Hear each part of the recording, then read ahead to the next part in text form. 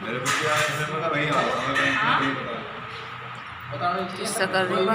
Bank वाले कभी भी फोन नहीं करते। नहीं कभी नहीं करेगा, कभी नहीं करते। किस्सा करी है।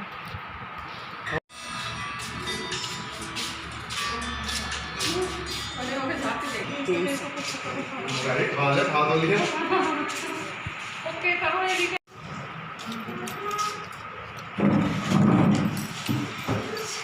मम्मा कहीं में लग रहे हैं। कौन मामा भी देख रहे हैं क्या? हेलो फ्रेंड्स, कैसे हो आप सब। तो वीडियो मैंने शुरू कर ली थी। जैसा कि मैंने कल की वीडियो में बताया था कि मुझे काम से जाना पड़ा था घर। मोहित की 13वीं के बाद मामा जी और मामी जी यहीं पे आ गई थी, क्योंकि वहाँ से आना ही होता है कहीं ना कहीं। वो उसने बरसात का फोन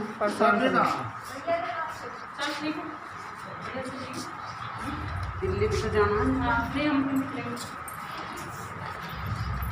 मैंने सोचा चलिए काम भी हो जाएगा और मामी जी से बात भी हो जाएगी, क्योंकि वहाँ तो ऐसा ही हाल था। वहाँ तो अच्छे से ना ही बात कर पाए ना ही बैठ पाए, कहीं भी बहुत बुरी हालत थी। और मामा जी को यहाँ पे इसलिए आना पड़ा क्योंकि जब 13वीं हो जाती है वहाँ पे नहीं रुकते कहीं ना कहीं, फिर दिल्ली दूर पड़ता है। तो इन्होंने सोचा कि चलिए यहीं चलते हैं घर।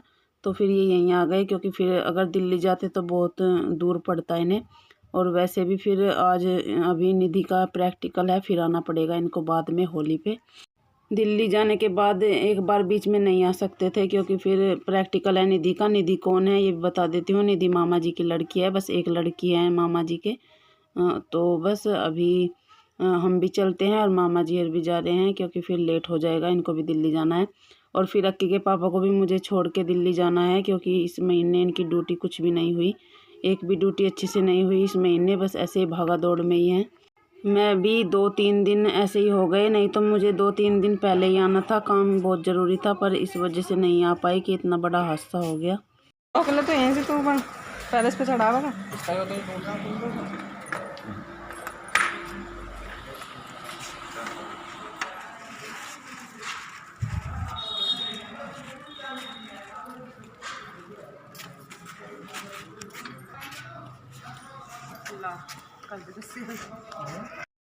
अभी हम घर आ चुके हैं। बच्चे बरकुल्ले बना रहे हैं होली के लिए। कह रहे थे कि मम्मी वीडियो बना लो हमारी। वैसे अभी अभी आके खड़े हुए हैं, बस मूड नहीं था, पर बच्चे जिद करने लगे कि मम्मी हमारी वीडियो बनाओ, हम बरकुल्ले बना रहे हैं होली के लिए।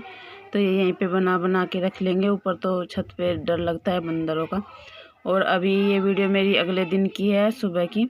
किचन में सारा कुछ बिखरा पड़ा हुआ है। तो अभी मैं जो ये दाल वगैरह है इनको डब्बे में रिता दूँगी, क्योंकि उस दिन से मौका ही नहीं मिला इनको रिताने का। सामान भी बहुत सारा ऊपर की स्लैब पे ऐसे बिखरा पड़ा हुआ है।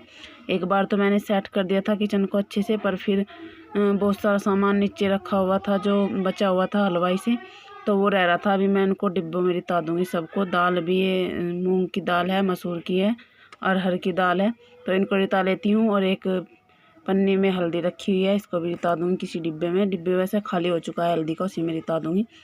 गैस पे चाय रखी हुई है बनने के लिए। तो अभी बस फटाफट से पहले किचन को सेट कर लेती हूँ, फिर तो पूरा दिन ऐसा ही रहेगा। बहुत सारा काम है। आज अकेली हूँ, दीदी भी चली गई।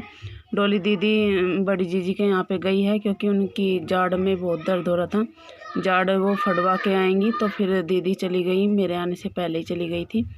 तो अभी सारा काम पड़ा हुआ है घर का। ऐसे पहले नीचे झाड़ू लगा के आई हूँ, बहुत तेज़ हवा चल रही थी, नीचे झाड़ू लगानी भी मुश्किल हो गई, बहुत तेज़ हवा थी। सारा कूड़ा उड़ के उल्टा सीधा भाग रहा था। जिधर से मैं झाड़ू लगा रही थी उधर से दूसरी साइड को जा रहा था। और ऐसा ही होता है हवा में, जिस तरफ से भी हम झाड़ू लगाते हैं उसकी उल्टी चलती है हवा। तो बहुत मुश्किल से झाड़ू लगा के आई हूँ। नीचे तो सारा काम हो गया है, और अभी बस ऊपर का भी सारा पड़ा हुआ है, वो भी देख लेती हूँ। पहले मैंने सोचा चलिए इस सामान को सिंगवा लेती हूँ, नहीं तो ये फिर ऐसे ही रह जाएगा।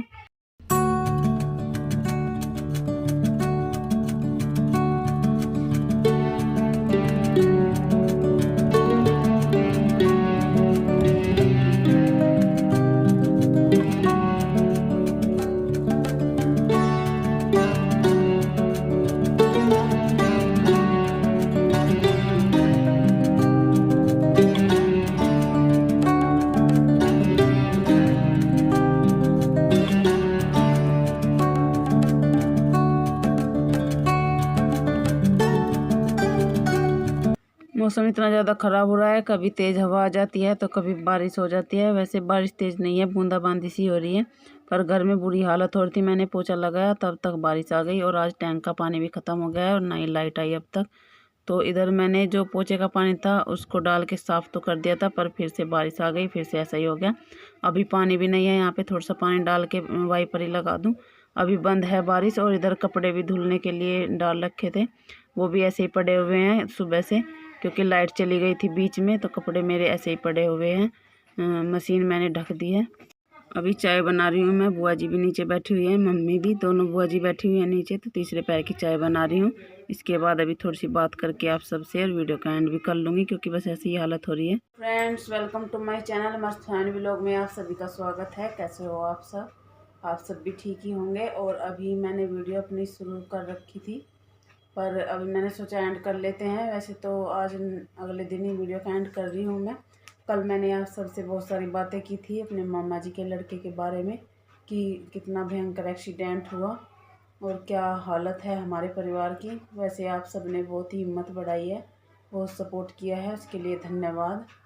अब इस वीडियो को मैं एंड कर रही हूँ। थोड़ी बहुत ही बन रही है क्योंकि मेरा कैमरा उठाने का मन ही नहीं हो रहा। पीछे की वीडियो भी है जो मैंने एडिट कर रखी है, पर अभी तक मैं उसको डाल नहीं पाई, ना ही हिम्मत हो रही है। पर फिर एक वो बन जाता है, आप सबसे एक लगाव सा हो जाता है। मैंने सोचा चलिए थोड़ी बहुत तो वीडियो आप जो क्लिप है उन्हीं को ऐड कर लेते हैं, क्योंकि बस हिम्मत तो नहीं होती, हिम्मत जुटाने से ही आएगी, काम तो करने ही है। बहुत वीडियो शूट कर लेती हूँ, आप सबसे बात कर लेती हूँ, थोड़ा मन भी हल्का हो जाएगा। नहीं तो बस अगर काम करती हूँ तो काम करते हुए भी ध्यान बस वहीं पे पड़ा हुआ है। और अगर मैं फ्री होती हूँ थोड़ी बहुत देर के लिए, तो फिर तो बस मैं सोचने के लिए बैठ जाती हूँ। पता नहीं क्या क्या दिमाग में आता रहता है, क्या क्या चलता रहता है, पता नहीं कब तक उभर पाएंगे इस गम से। तो एक कमेंट आया था मुझे कि आपके मामा के लड़के की 16 साल की उम्र में ही शादी की हो गई थी। तो वो जब 16 साल का ही था जब उसकी शादी हुई थी, पसंद की शादी थी, उसने पसंद कर रखी थी लड़की। तो फिर लड़की के घर को भी पसंद था मोहित, और हम सबको भी पसंद थी लड़की। तो फिर हमने उसकी शादी जल्दी कर ली थी। और मेरे मामा का लड़का बड़ा रोहित है, वो बड़ा है, उसकी शादी अभी तक नहीं हुई थी, पर छोटे की कर ली थी हमने, क्योंकि उसकी लव मैरिज थी। और कम उम्र में ही सब कुछ देखकर वो चला गया। 16 साल की उम्र में शादी भी हो गई, 2 छोटी छोटी बच्चियां भी हैं, और 23 साल की उम्र में इस दुनिया को अलविदा भी कह गया। ना ही कुछ किसी को कह पाया, ना सुन पाया किसी को। बस पता नहीं कैसे हुआ ये सब। आज भी इस दर्द से हम उबर नहीं पा रहे हैं, पर आप सब ने बहुत हिम्मत बढ़ाई है, उसके लिए शुक्रिया। बहुत सारे कमेंट भी आए हैं कि दीदी हमारे साथ भी ऐसा ही हादसा हुआ था। तो मैं समझ सकती हूँ आप पर भी क्या बीती होगी। जब हमारी इतनी बुरी हालत है तो आप सब पे भी क्या बीती होगी, मैं समझ सकती हूँ इस दुख को। और रात को 11 बजे वो कहाँ जा रहे थे ये अभी तक भी किसी को नहीं पता।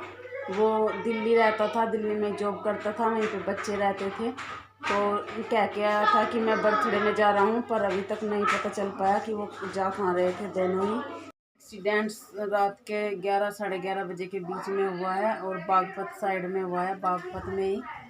तो जब रात को किसी को भी कुछ भी पता नहीं था, सुबह के टाइम ही सबको पता चला, क्योंकि पता नहीं किस टाइम एक्सीडेंट हुआ होगा और कब तक वो वहाँ पे रहे होंगे, किसने देखा किसने नहीं, कुछ भी पता नहीं है। और रात को कह के निकला था 10 साढ़े 10 बजे से कि मैं जा रहा हूँ बर्थडे में। और वो जो गांव का लड़का था वो भी उसका बेस्ट फ्रेंड था बचपन से ही, दोनों बहुत ही अच्छे दोस्त थे। तो कैसा कि भगवान ने कैसा वो कर दिया। वो बेचारा अकेला ही था, 2 बहन हैं और बहन की शादी भी थी अब।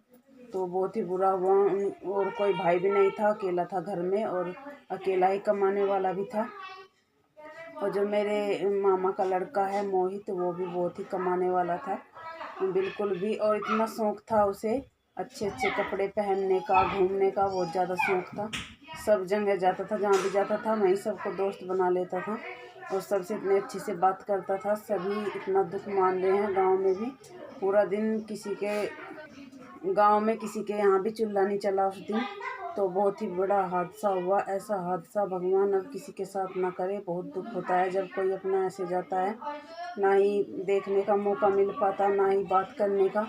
ऐसे अचानक से ऐसा हो जाए तो बस सारी उम्र पछताना ही रहता है, सारी उम्र रोना ही रोना रहता है, सारी उम्र नहीं संभाल पाएंगे खुद को और ना ही इस गम से बाहर निकल पाएंगे। बस वही है, जीना तो है ही, जाने वाला तो चला गया, अब वापस नहीं आ सकता, पाएंगे जब तक जिएंगे। जितनी भी चोट लगी थी वो सारे चेहरे पे लगी हुई थी, यहाँ पे नाक में भी खून और कान में से भी खून बह रहा था और ये दांत भी अंदर घुस गए थे, इतना भयानक एक्सीडेंट हुआ। और